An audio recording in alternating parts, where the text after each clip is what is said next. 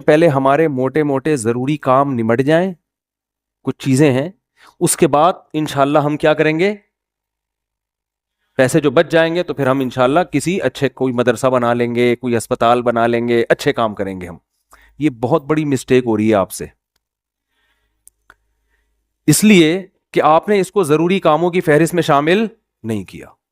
آپ ابھی تک دنیا کو مسافر خانہ سمجھنے کے لیے تیار نہیں ہو. یہ ضروری کام سب سے پہلے ہونا چاہیے، کیونکہ موت کا کوئی بھروسہ نہیں ہے. اور آخرت کے لیے صدقہ جاریہ کہ آپ کا کوئی ایسا اکاؤنٹ کھل جائے جو آخرت میں آپ کے کام آئے. کوئی ہسپتال بنا دیا، کوئی مدرسہ بنا دیا، کوئی کنواں کھدوا دیا، یتیم خانہ بنوا دیا، یا یتیم خانے کے ساتھ تعاون کر دیا، یا کسی گھر کو پراپر بیس پر آپ نے کوئی بھی جو وہ تو بہت سارے مصارف ہیں نا. تو میں نے لاکھوں پتی لوگوں کو بھی دیکھا ہے کہ بھائی اللہ نے آپ نے ولیمے پہ 6 لاکھ روپے اڑا دیے، اور یار 8-10 لاکھ کا کوئی ادارہ بنا دو، یا کسی مدرسے میں کوئی ڈسپینسری بنا دو، یا کوئی اچھی فالتو نہ اڑاؤ جا کے کوئی بھی مانگ رہا ہے پکڑا دیے. یہ بھی بہت بڑی مصیبت ہے لوگوں کے ساتھ. اب جیسے وہ عرب کا جو شیخ ہے نا، جو اس بھکاری اس کے ماں باپ کو دعائیں دے رہا تھا اور یہ پیسے دے رہا تھا، تو میں اس عرب کے پاس ہوتا، میں کہتا آپ صدقہ کریں مگر ایسے ہی نہیں کسی کو پکڑانا شروع کر دیں، کیونکہ اس سے جو مستحق ہوتے ہیں ان کا حق مارا جاتا ہے. آپ یہ دیکھیں کہ یہ واقعی مستحق بھی ہے یا نہیں ہے، ورنہ وہ کوئی بھی دعائیں دے کے پیسے نکالنا شروع کرے گا. نکال ٹھیک ہے، اس کا جذبہ اچھا تھا، اللہ کرے اس کے ماں باپ کی مغفرت ہو گئی ہو، لیکن اصول جو شریعت نے بتایا ہے کہ پیسہ اللہ کی بہت بڑی نعمت ہے اور نعمت کو ضائع کرنے کی اجازت نہیں ہے. بہت سوچ سمجھ کے آپ نے خرچ کرنا ہے کہ مخلوق کو فائدہ زیادہ سے زیادہ ہو. کم سے کم انویسٹمنٹ میں زیادہ سے زیادہ فائدہ کیسے ہو سکتا ہے، پھر اس میں زیادہ انویسٹمنٹ کرو. جیسے دنیا کے بزنس کا اصول ہے نا کہ انویسٹمنٹ کوشش ہو کم سے کم اور پروفٹ زیادہ سے زیادہ. ایسے تھوڑی کوئی بھی کاروبار کے لیے 1 کروڑ مانگ رہا ہے، آپ نے کہا پکڑا دیا، چل دیکھا جائے گا کتنا پروفٹ آ رہا ہے. تو بھائی جو دنیا کی تجارت کا اصول ہے وہی اصول آخرت کا. تو آخرت کا اصول یہ ہے کہ جو 2 چیزیں اس میں فوکس کرنی ہے. انسانیت کی خدمت زیادہ سے زیادہ کس کام میں ہے. بعض کام ایسے انسانیت کی خدمت بہت ہے مگر ان کے اثرات زیادہ عرصے نہیں رہتے، پھر بھی یہ کام کرنا ہے، کیونکہ اس میں خدمت کیا ہے، جیسے بھوکے کو کھانا کھلانا. اب ایک آدمی کے پاس کھانے کے پیسے نہیں، علاج کے پیسے نہیں، وہ تو مر جائے گا بیچارہ. بھوک کی تکلیف کون برداشت کر سکتا ہے. تو بھوکے کو کھانا کھلانا یہ بظاہر صدقہ جاریہ تو نہیں ہے، کیونکہ یہ زیادہ ٹائم تک چلے گا نہیں نا، کھانا کھا لیا پیڑ بھر گیا بس ختم. لیکن یہ خدمت بہت بڑی ہے تو اس کو بھی فوکس کرنا ہے. اور بعض چیزیں ایسی ہوتی ہیں کہ جس میں فوری طور پر خدمت تو بہت نہیں ہو رہی ہوتی لیکن اس کا اثر آپ کے مرنے کے بعد بھی قائم. جیسے کنواں بنا دیا آپ نے، اب کنواں ایسی چیز ہے جب تک کنواں رہے گا لوگ پانی پیئیں گے، آپ کو ثواب ملتا رہے گا. درخت لگا دیا، مر گئے تو درخت سے کو بہت زیادہ، ایک درخت سے کیا فائدہ ہوگا. نہیں آ رہی سمجھ میں بھائی ان کے. بھائی آپ نے ایک نیم کا درخت لگا دیا تو کوئی بہت تو نہیں نا، کوئی لوگ اس کو کھائیں گے تھوڑی، نہیں بھی لگاتے تو کیا ہو جاتا. تو اس میں انسانیت کا فوری طور پہ کوئی بہت زیادہ فائدہ نہیں ہو رہا ہے ایک درخت سے، لیکن اس کے اثرات بہت دیر تک قائم رہیں گے. یعنی آپ مر بھی گئے تو درخت کے نیچے کوئی بھی چھاؤں لے گا، درخت آکسیجن سے فائدہ پہنچائے گا، چرند پرند اس سے کھائیں گے. تو آپ صلی اللہ علیہ وسلم نے فرمایا، صحیح مسلم کی حدیث ہے، جس نے درخت لگا کے مر بھی گیا تو جب تک درخت رہے گا اس کو ثواب ملتا رہے گا. تو اس میں فائدہ تو کم ہے لیکن دیر پا ہے، مرنے کے بعد بھی یہ عمل چلتا رہے گا. تو ان 2 قسم کی چیزوں کو فوکس کرنا ہے. اور کچھ چیزیں ایسی ہیں جس میں جسمانی فائدے کے ساتھ دینی فائدہ بھی ہے، جیسے دینی مدارس کو سپورٹ کرنے کا فائدہ کیا ہوتا ہے، غریب طلبہ کو کھانا بھی ملتا ہے، علم بھی ملتا ہے، وہ عالم بن کے دنیا میں کام کرتے ہیں. تو صدقہ جاریہ بھی ہے، مرنے کے بعد وہ علماء جو کام کریں گے پھر آگے ان سے جو ہدایت پھیلے گی، پھر وہ لوگ آگے جو تبلیغ کریں گے، تو جب تک اسلام باقی رہے گا آپ کو ثواب ملتا رہے گا. لیکن اب یہ بھی نہیں کہ کسی بھی مدرسے میں اٹھا کے دے دو. سوچ سمجھ کے کون کام کر رہے ہیں، کون ویژنری لوگ ہیں، کون، بہت اس میں پھینکنا نہیں ہے میرے بھائی. جیسے دنیا کی تجارت میں پیسہ پھینکا نہیں جاتا، بہت سوچ سمجھ کے. کوئی بھی آپ کے پاس آئے بولے 1 لاکھ روپے دو، میں پیسے کما کے آپ کو ہر مہینے 6,000 روپے دیا کروں گا، آپ پکڑا دو گے؟ ہیں انکوائری کرو گے بھائی 1 لاکھ کہاں، کون سا کاروبار آ گیا جس میں 1 لاکھ پہ آپ مجھے 10,000 دو گے یا 6,000 دو گے. وہ بتائے گا یہ ہے، اچھا مجھے دکان دکھاؤ چل کے. پھر جب آپ کو دکان دکھائے گا تو آپ کہو گے جب 1 لاکھ پہ آپ 6,000 کما سکتے ہو تو اپنے ہی لگا لو. ہیں کیا خیال ہے بھائی؟ میرے والد صاحب نے کہا تھا جو بھی آئے نا پیسے مانگنے اور کہے کہ اس انویسٹمنٹ میں اتنا پروفٹ ہے اتنا پروفٹ ہے، آدھا تمہیں دوں گا آدھا خود رکھوں گا، تو اس سے پہلے پوچھو کہ تمہارے پاس کتنے پیسے ہیں. وہ بتائے اتنے، تو پھر پورے اپنے کیوں نہیں لگا لیتے، اس میں پورا پروفٹ خود رکھو. کیا خیال ہے بھائی؟ ہاں وہ غریب آدمی ہو تو ایک الگ بات ہے، اور اللہ کا شکر ہے مجھے اس کا فائدہ ہوا. ایک دفعہ ہوا، دوسری دفعہ والد صاحب کی نصیحت پہ عمل نہیں کیا تو سارے پیسے ہی الحمدللہ سارے ہی ڈوب ہوئے تھے. ٹھیک ہے. ایک دفعہ فائدہ بھی ہوا. ایک صاحب جو ایک بڑے پوش ایریا میں رہتے تھے، میں چونکہ اس ایریا کا نام لوں گا تو کہیں ایسا نہ وہ سمجھ جائیں، لیکن قصہ پرانا ہو گیا وہ نہیں سمجھیں گے، پھر بھی احتیاط یہی ہے کہ نام نہ لیا جائے. مالدار علاقے کے تھے، مجھے کہنے لگے کہ میں یہ کاروبار کرنا چاہتا ہوں. اچھا اس ایسے ایریا میں رہتے تھے کہ مجھے پتا تھا اتنے پیسے تو ان کے پاس ہوں گے ورنہ اس ایریا میں رہ نہیں سکتا آدمی. اب ایک آدمی ڈیفینس، ایک مثال دے رہا ہوں ڈیفینس کی، ڈیفینس میں رہتا ہو اور کہ میری تنخواہ 10,000 روپے، تو آپ کہو گے بھائی 10,000 والا ڈیفینس میں نہ کرائے پہ رہ سکتا ہے اور اپنا گھر ہو تو سوال ہی پیدا نہیں ہوتا، یہ کروڑوں کا تو نے گھر کیسے خرید لیا 3 کروڑ کا ہے بھائی. ہو سکتا ہے 4 کروڑ ہو. اسٹیٹ ایجنٹ والے مجھے پھر فون کریں گے آپ نے ڈیفینس کی ویلیو کیا کر دی ہے، بیان میں گرا دی ہے. تو میں مثال دے رہا ہوں، یا اب ہر بیان کو نا لوگ بڑے سینسٹیو بن کے لے رہے ہوتے ہیں، کیا آپ نے ڈیفینس میں 3 کروڑ بول دیے، ہماری تو ویلیو. تو اب کیونکہ شہرت ہو گئی ہے نا تو ہر چیز کو بہت زیادہ لوگ سیریس ہو رہے ہیں. 25 کروڑ ٹھیک ہے نا، 25 کروڑ کا. اب اس سے پھر لوگ پریشان ہوں گے، یار ہم لے رہے تھے آپ نے قیمت بڑھا دی. تو بھائی یہ محض ایک مثال ہے، مجھے نہیں پتا ڈیفینس میں قیمتیں کیا چل رہی ہیں، تو کچھ بھی لگا لو قیمت. تو آپ نے کیا کیا، بات کیا چل رہی تھی؟ ہاں بندہ میرے پاس آیا، رہتا پوش ایریا میں مالدار علاقے میں، مجھے کہنے لگا آپ مجھے پیسے دو میں یہ چیز خرید کے بیچوں گا، آدھا پروفٹ آپ کا آدھا میرا. تو مجھے ابا کی بات یاد آ گئی. میں نے کہا جو اتنے انویسٹمنٹ آپ مجھ سے کروا رہے ہو تو یہ چیز آپ خود خرید کے بیچ دو پورے پیسوں کی، پورا پروفٹ آپ کا، مجھے آدھا کیوں دے رہے ہو؟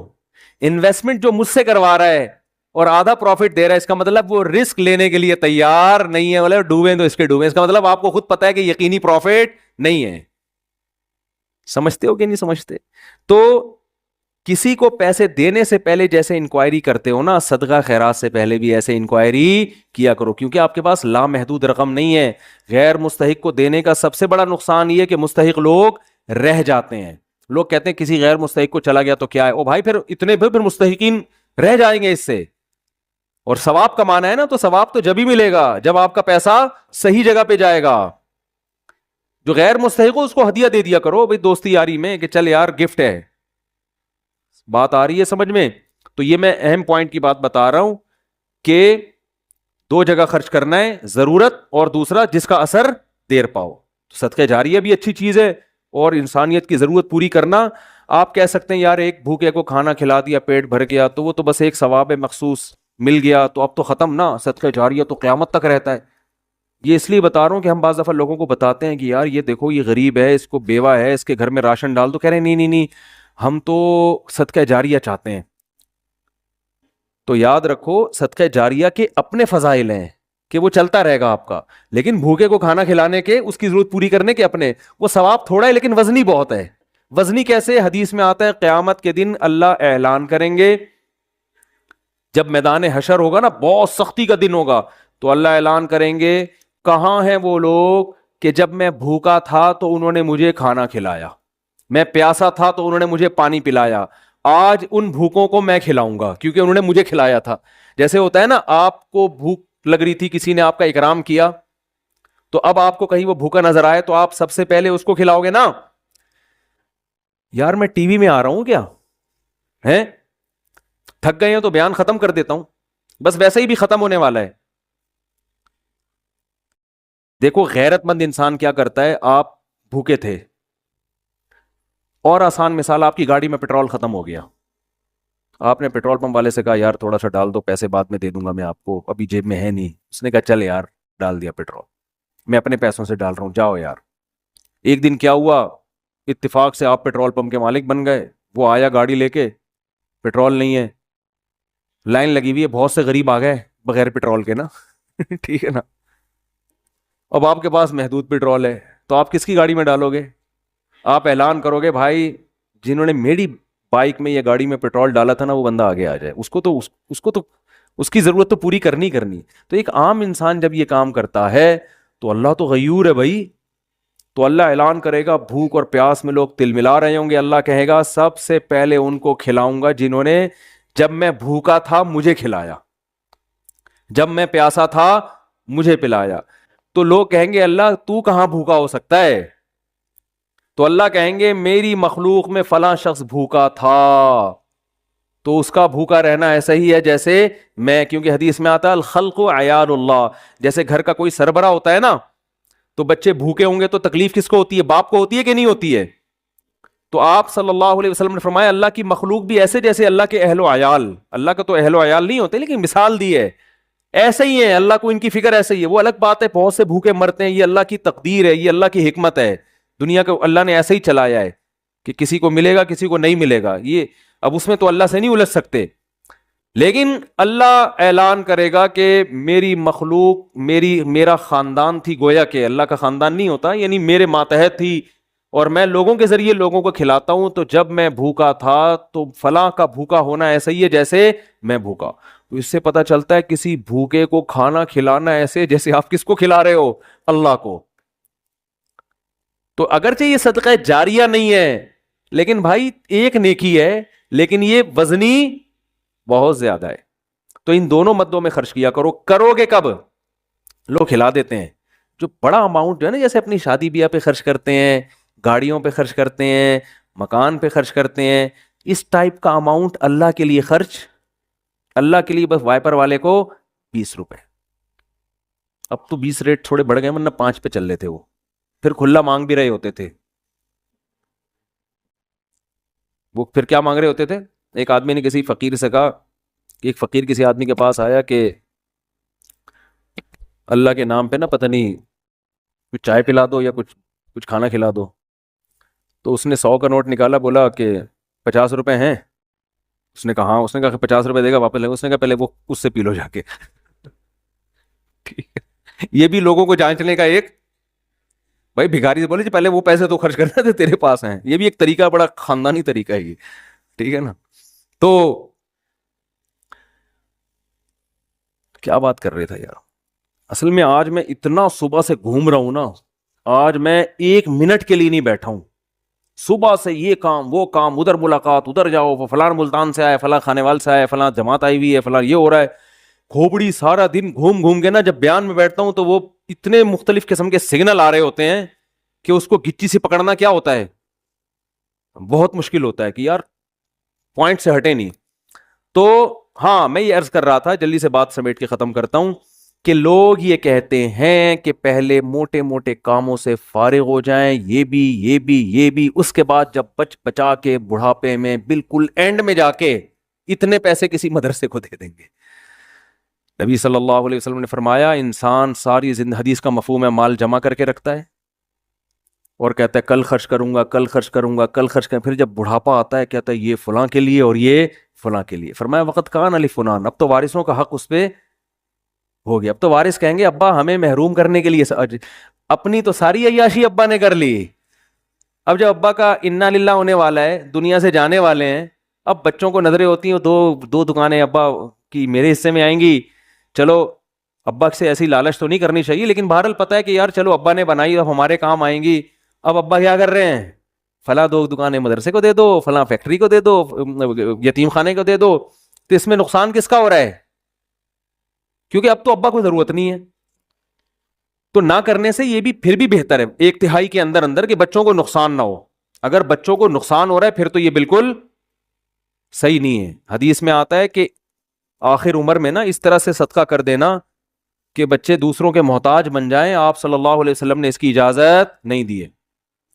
لیکن اگر بچوں کے لیے اتنا چھوڑ کے جا رہے ہو آخر عمر میں کہ وہ اپنے پاؤں پہ اچھی طرح کھائیں گے پیئیں گے, تو پھر 1/3 آپ صدقہ بھی کر سکتے ہیں, جائز ہے اور اس کا بھی ثواب ملے گا. لیکن میرے بھائی یہ خاندانی صدقہ نہیں کہلائے گا, اس لیے کہ آپ نے تو بھرپور عیاشی کر لی نا. آپ کی تو 4 شادیاں معذرت کے ساتھ ہو گئیں, ایک جس کی ہو گئی ان کی بات کر رہا ہوں, اور آپ کی تو جناب یہ بھی ہو گیا وہ بھی ہو گیا, سارے کام ولیموں پہ بھی اڑا دیا اور انویسٹمنٹ بھی دبا کے کر لی, کاروبار بھی ہو گیا, سب کچھ مزے تو اڑا لیے نا آپ نے.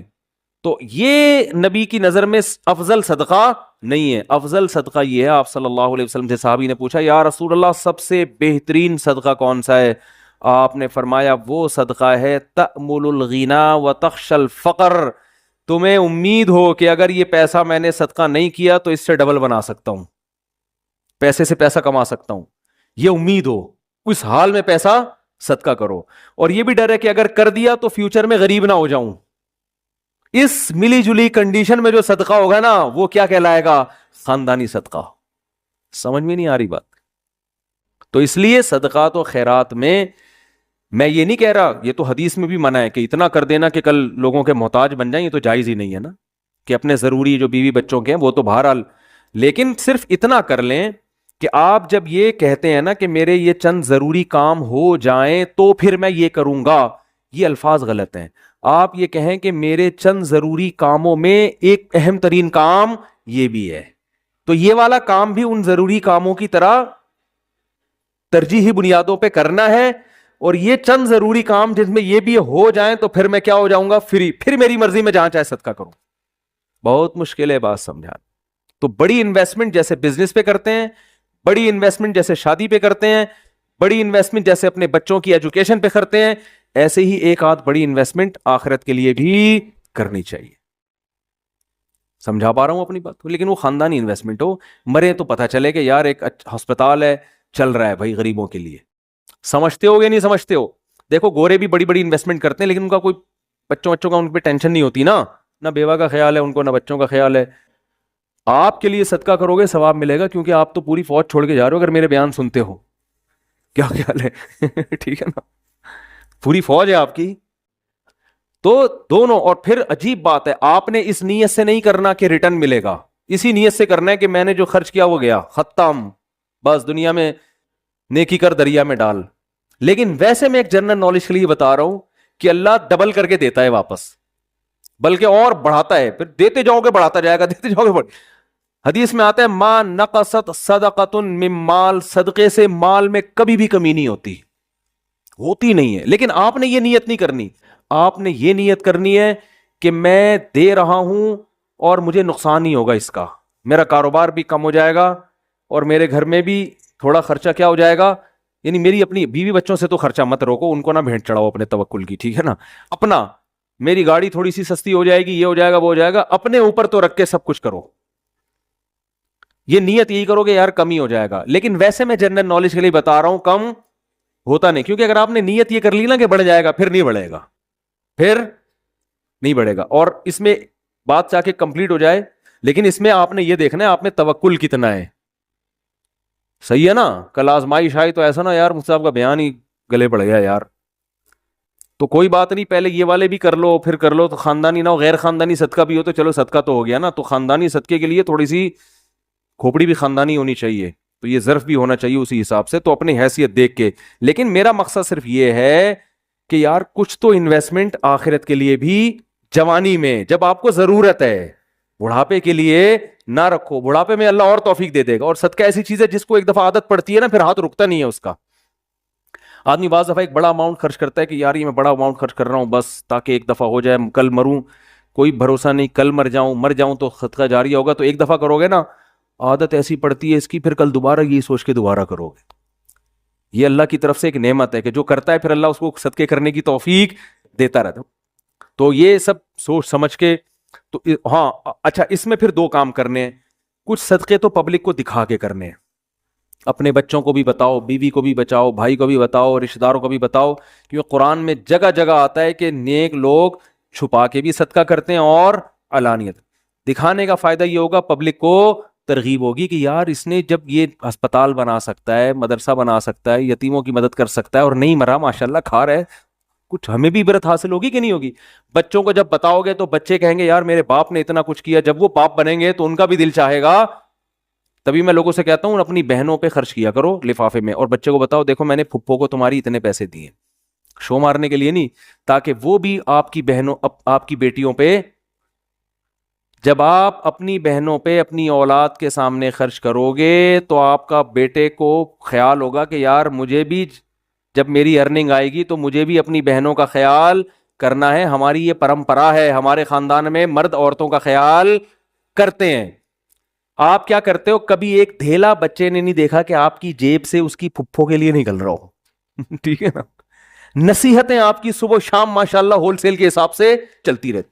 بچے کو سمجھاتے رہتے ہو غریبوں کا خیال کیا کرو, بوڑھے ماں باپ کا خیال کیا کرو. بچے کو پتا ہے فری پھوکٹ کی نصیحتوں کے علاوہ ابا کے پاس کوئی کام نہیں ہے. فری پھوکٹ کی نصیحت, جب آئیں گے گھر میں ٹارزن بن کے, کہتے تو نہیں ہے لیکن دل میں یہی ہوتا ہے, یہ کر لو, یوں نماز کیوں نہیں پڑھتا, یہ کیوں نہیں کرتا, یوں کیوں نہیں, ویڈیو گیم کھیلتا رہتا, پٹاخ تھپڑ لگایا, یہ کر رہا ہے وہ کر رہا ہے. بچے کو پتا ہے ابا کے پاس فری پھوکٹ کی نصیحتوں کے علاوہ, وہ ہمارا فلاں ماموں بیمار تھے, ابا نے ایک دھیلا نہیں نکالا جیب سے. امی کی طبیعت خراب ہوتی ہے تو ابا کے پاس ہسپتال لے جانے کا ٹائم نہیں ہے. نصیحتیں جتنی مرضی کروا لو, نصیحتیں بھی کریں لیکن نصیحت سے زیادہ عمل. بات آ رہی ہے سمجھ میں؟ ایک صاحب تھے, وہ نا بہت زیادہ صدقہ کرتے تھے, امریکہ میں ہیں وہ. میں نے ان سے پوچھا, میں نے کہا یار آپ ہر مہینے کچھ نہ کچھ کرتے رہتے ہو اتنی, اور وہ ایسی قوم سے تھے جو کنجوسی میں مشہور ہے. میں نے ان سے پوچھا آپ کی قوم کیا ہے؟ میرا خیال تھا کوئی سید ہاشمی قریشی ہوں گے, کوئی وہاں کے مکہ مدینہ کے اتنے سخی. تو انہوں نے کہا یار ہم وہ قوم کا نام لیا جو کنجوسی میں جس پہ لطیفے بنے ہوئے ہیں. میں نے کہا اس قوم کے ہو کے آپ اتنے ماشاءاللہ؟ تو انہوں نے کہا یار میرے باپ کو ہم نے بہت صدقہ کرتے ہوئے دیکھا ہے, تو بس ہم نے ابا سے سیکھی, ہماری یہ بلڈ میں یہ چیز شامل ہو گئی ہے, نہیں کرے تو ہمیں سکون نہیں ملتا. میں نے کہا یار بڑے خاندانی ہو. میں نے کہا یار کبھی آپ کو دکھاؤں گا بھائی اس قوم پہ لطیفے بنانا چھوڑ دو. قوموں پہ لطیفے ہیں نا, ایک قوم بڑی کنجوس مشہور ہے, ان کے ہاں جب بچہ پیدا ہوا نا تو سب آئے مبارکبادی کے لیے, سارے جمع ہو گئے. تو بچہ کہتا ہے ابھی سارے یہاں جمع ہو گئے, دکان پہ کون بیٹھا ہوا ہے؟ تم سب یہاں گئے مبارکباد دینے کمبختوں. یعنی اتنی اللہ نے اس بچے کو قوت گویائی عطا فرمائی, یہ بلڈ میں آ جاتی ہے نا چیز. تو بچے کو عقل نہیں ہے, شعور نہیں ہے, لیکن اس کے جینز میں یہ چیز آ گئی ہے کہ بھائی دکان کا بھائی آدھے ابھی آ جاتے ہیں, آدھے کسٹمر کو سنبھالتے. یہ لطیفہ ہے, کوئی سچا واقعہ نہیں ہے یہ, ٹھیک ہے نا, ایسی فرضی لطیفہ ہے سمجھانے کے لیے کہ کچھ اتنا کر کے جاؤ کہ بچے پیدا ہو کے جو ہے نا یہ بول رہے ہوں کہ ہم مبارکبادی میں 5 روپے تمہاری جیب سے نہیں نکلے. سخاوت کی ترغیب دیں وہ. تو خیر کچھ چھپا کے کچھ دکھاؤ, اور کچھ کیا کرو ایسا چھپاؤ کہ وہ حدیث میں آتا ہے دائیں سے دو بائیں کو پتہ نہیں, بھول جاؤ. نیکی کر کے دریا میں ڈالنا جسے کہتے, خود بھی بھول جاؤ کہ میں نے کوئی نیک کام کوئی صدقہ کیا, کسی غریب کو کھلایا بھی ہے کہ نہیں کھلایا. جیسے عرب لوگ کرتے ہیں نا, آتے ہیں بیٹھ جائیں بھائی, بیان ختم ہو جائے پھر کرنا سوال, ٹھیک ہے, بیان ختم ہو جائے. تو جیسے عربوں میں ہے نا کہ دائیں ہاتھ سے دیتے ہیں ایسے, بعض فقیروں کو وہ یوں کرتے ہیں جیب میں ڈال دیتے ہیں, یوں کر کے نکل جاتے ہیں. اس فقیر کا سامنا بھی نہیں کرتے کہ کہیں یہ نہ دیکھ لے, اور پھر یہ جب ملے گا تو جھک کے ملے گا, یہ بھی نہ ہوگا. ایسا دو کہ کسی کو بھی پتہ نہ ہو, جس کو حدیث میں کہتے ہیں لا تعلم شمالہ ما تنفق یمینہ, دائیں ہاتھ جو خرچ کر رہا ہے بائیں کو بھی پتہ نہ چلے. اس سے پتہ چلتا ہے دیتے ہوئے کون سا ہاتھ استعمال کرنا چاہیے, دائیں. لیفٹ ہینڈ سے لین دین کرنا یہ شریعت میں پسندیدہ نہیں ہے. میری تو عادت ہے, کوئی دکاندار بائیں ہاتھ سے پیسے پکڑاتا, میں کہتا ہوں بھائی کیوں نحوست ڈال رہا ہے اس کے اندر, اس کو ہاتھ چینج کر کے سیدھے ہاتھ سے دے دے. مجبوری ہو تو ایک الگ بات ہے, آپ ڈرائیونگ کر رہے ہیں تو پھر اب یہ تو نہیں کہ وہ جو ہے نا ایک ہاتھ سے گیئر پکڑا ہوا ہے ہاتھ چھوڑ کے جی تو کھڈے میں گر گئی گاڑی, تو مجبوری میں لیفٹ ہینڈ استعمال کیا جائے گا. مجبوری میں الٹے ہاتھ سے کھانے کی بھی اجازت ہے مجبوری میں, لیکن نارملی ڈرائیونگ میں آپ الٹے ہاتھ سے مجبوری ہوتی ہے بعض دفعہ, بعض لوگ رائٹ ہینڈ سے صحیح اسٹیئرنگ پہ قابو رکھتے ہیں, لیکن نارملی نہ دائیں بائیں سے لیفٹ ہینڈ سے کھانا چاہیے, نہ لین دین کرنا چاہیے. مفتی طارق مسعود صاحب کے بیانات سننے کے لیے youtube.com/مفتی طارق مسعود کو سبسکرائب کریں, اور اگر آپ لائیو ویڈیو کو کبھی بھی مس نہیں کرنا چاہتے ہیں تو سبسکرائب کرنے کے بعد بیل آئیکن پہ کلک کرنا مت بھولیں. جزاک اللہ.